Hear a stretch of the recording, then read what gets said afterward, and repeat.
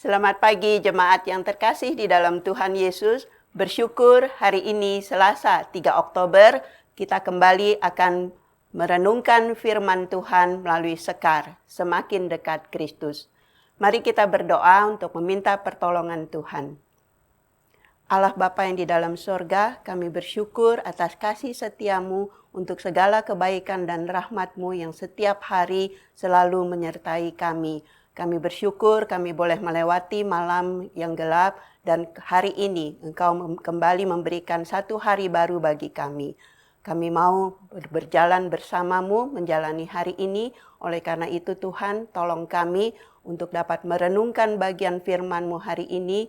Biarlah Tuhan tenangkan hati kami, lembutkan hati kami untuk kami boleh menerima kebenaran firman-Mu, supaya kami boleh sungguh-sungguh menjadikan firman-Mu itu adalah terang bagi setiap jalan kami, untuk kami jalani sesuai dengan kehendak-Mu. Terima kasih Tuhan, di dalam nama Tuhan Yesus kami berdoa. Amin. Bapak, Ibu, Saudara-saudari sekalian, tema Sekar kita pagi hari ini adalah waspadalah. Nas Alkitab diambil dari Roma pasal yang ke-16, ayat ke-17 sampai dengan 20. LAI memberi judul peringatan. Tetapi aku menasihatkan kamu saudara-saudara, supaya kamu waspada terhadap mereka yang bertentangan dengan pengajaran yang telah kamu terima, menimbulkan perpecahan dan godaan. Sebab itu hindarilah mereka. Sebab orang-orang demikian tidak melayani Kristus Tuhan kita, tetapi melayani perut mereka sendiri. Dan dengan kata-kata mereka yang muluk-muluk dan bahasa mereka yang manis, mereka menipu orang-orang yang tulus hatinya. Kabar tentang ketaatanmu telah terdengar oleh semua orang. Sebab itu aku bersuka cita tentang kamu. Tetapi aku ingin supaya kamu bijaksana terhadap apa yang baik dan bersih terhadap apa yang jahat. Semoga Allah sumber damai sejahtera segera akan menghancurkan iblis di bawah kakimu. Kasih karunia Yesus Tuhan kita menyertai kamu.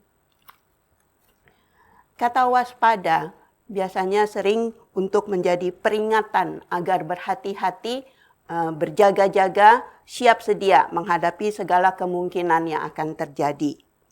Nas hari ini merupakan bagian terakhir dari surat Paulus kepada jemaat di Roma yang berisi nasihat dan peringatan. Jemaat di Roma sendiri bukan didirikan oleh Paulus atau rasul-rasul lainnya. Kemungkinan didirikan oleh orang-orang Makedonia atau orang Asia yang bertobat melalui pengabaran Injil oleh Paulus, atau kemungkinan juga oleh orang-orang Yahudi yang bertobat ketika mereka datang di Yerusalem pada hari Pentakosta. Jemaat di Roma terdiri dari orang-orang Yahudi dan non-Yahudi.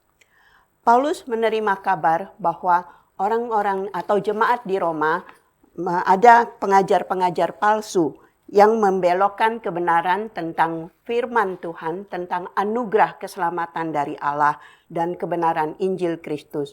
Sehingga ia perlu menulis surat ini untuk menegaskan kembali tentang kebenaran Injil yang sejati dan untuk mengkoreksi sikap salah yang ada di antara jemaat, khususnya di antara orang-orang Yahudi dan non-Yahudi, terutama terkait dengan Taurat dan tradisinya, seperti sunat, makanan halal atau tidak halal, atau hari-hari tertentu. Apakah yang diperingatkan Paulus kepada jemaat di Roma menurut nas Alkitab hari ini? Ada 3 hal.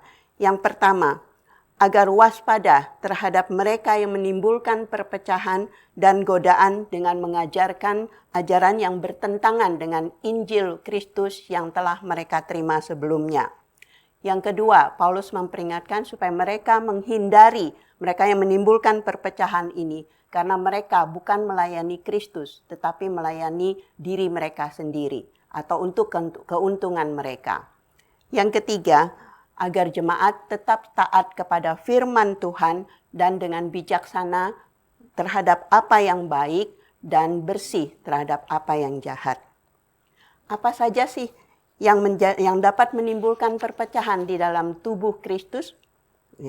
Yang pertama, ajaran palsu yang bertentangan dengan Injil kebenaran Kristus yang oleh pengajar palsu disampaikan dengan cara-cara yang menarik, dengan bahasa yang muluk atau bahasa yang manis, sehingga jemaat tertarik tapi mereka tertipu. Terutama mereka yang kurang paham atau kurang dalam pemahamannya atas firman Tuhan, atau mereka yang kurang berakar secara kuat di dalam pertumbuhan imannya. Yang kedua, mereka yang giat setiap acara di gereja, tetapi untuk kepentingan diri sendiri dan dilakukan tanpa kasih tentunya, bukan untuk kepentingan jemaat atau membangun jemaat. Yang ketiga, perdebatan untuk hal-hal yang tidak prinsip, hal-hal yang sepele. Biasanya karena kebiasaan-kebiasaan atau tradisi atau upacara atau seremonial yang tidak berdasar kepada kebenaran firman Tuhan. Yang keempat, adanya pengelompokan berdasarkan kedekatan terhadap figur atau tokoh tertentu. Ya, ada perasaan like and dislike. Ya. Jadi apapun yang diusulkan atau dikerjakan, dilakukan oleh tokoh yang menjadi favoritnya, itu akan didukung habis-habisan tapi tanpa pemahaman atau tanpa pertimbangan yang jernih. Dan sikap sebaliknya mereka berlakukan kepada orang atau tokoh yang tidak sejalan dengan mereka, maka mereka akan menentang apapun yang diusulkan dan dikerjakan oleh tokoh yang bukan favorit mereka. Yang kelima, merasa lebih rohani, lebih saleh, lebih giat atau aktif melayani, sulit menerima kelebihan orang lain, tetapi mudah sekali menghakimi kelemahan atau kekurangan orang lain.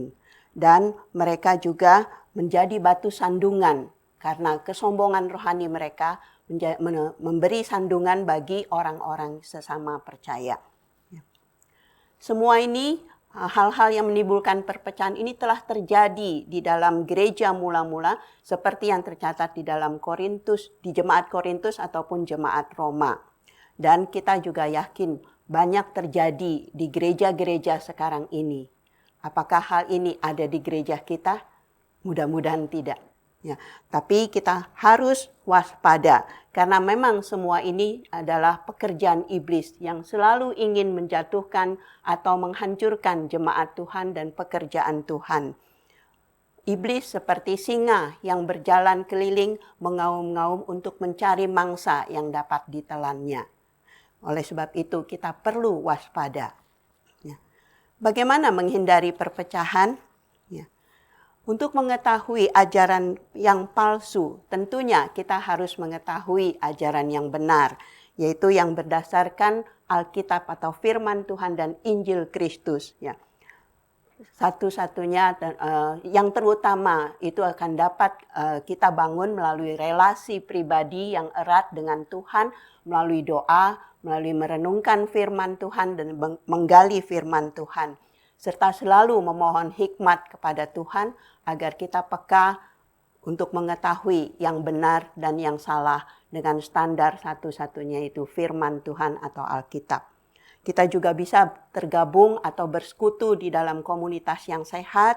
Kita terbuka untuk belajar, diperlengkapi baik melalui khotbah-khotbah ataupun melalui pembinaan di gereja, sehingga semua itu menguatkan iman kerohanian kita dan tentunya membuat kita makin mengenal Tuhan dan kehendak firman-Nya. Yang kedua, kita hindari perdebatan atau debat kusir yang untuk hal-hal yang sepele yang cenderung hanya untuk mempertahankan pendapat masing-masing tetapi tidak berdasarkan kepada Alkitab atau firman Tuhan.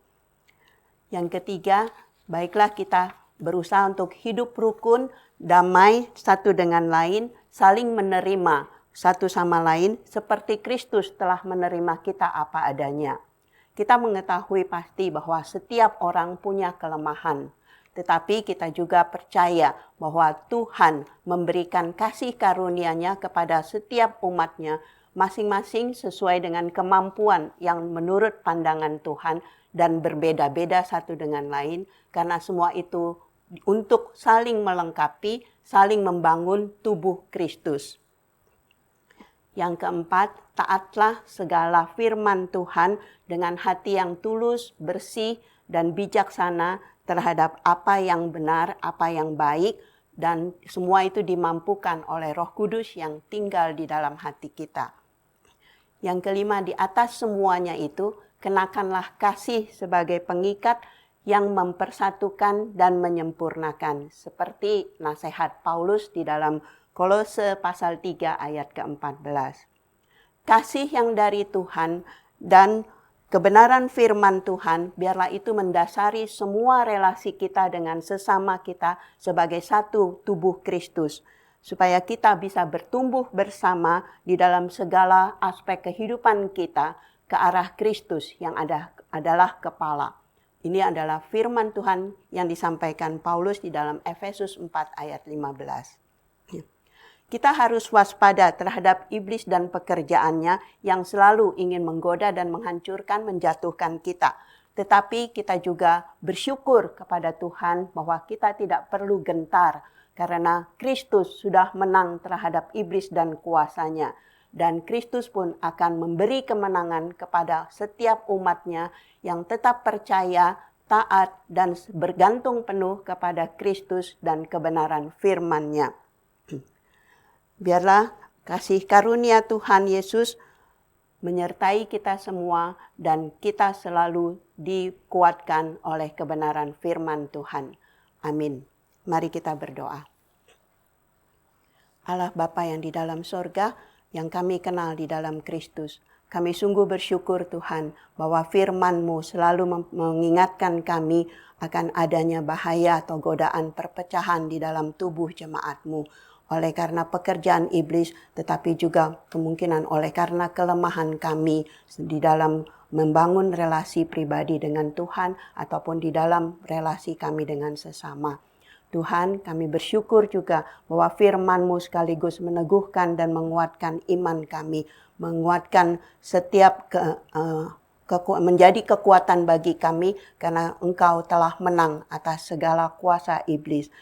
Tuhan, biarlah kebaikan dan kebenaran firman Tuhan itu dengan hikmat Tuhan kami boleh menang dalam menghadapi setiap godaan ataupun perpecahan yang menggoda kami, yang akan menjatuhkan kami.